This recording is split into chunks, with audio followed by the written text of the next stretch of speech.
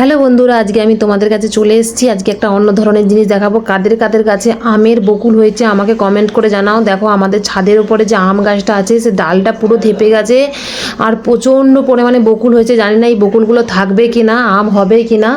তো আম হলে অনেকটা পরিমাণে আম হবে।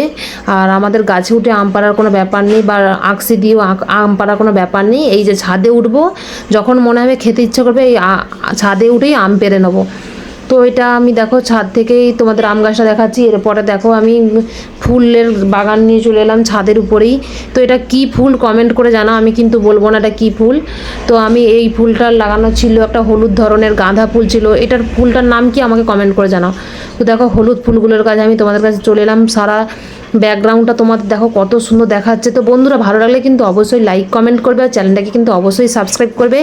সবাই সুস্থ থাকবে, ভালো থাকবে। আবারও আমি নেক্সট ভিডিও নিয়ে তোমাদের কাছে চলে আসবো।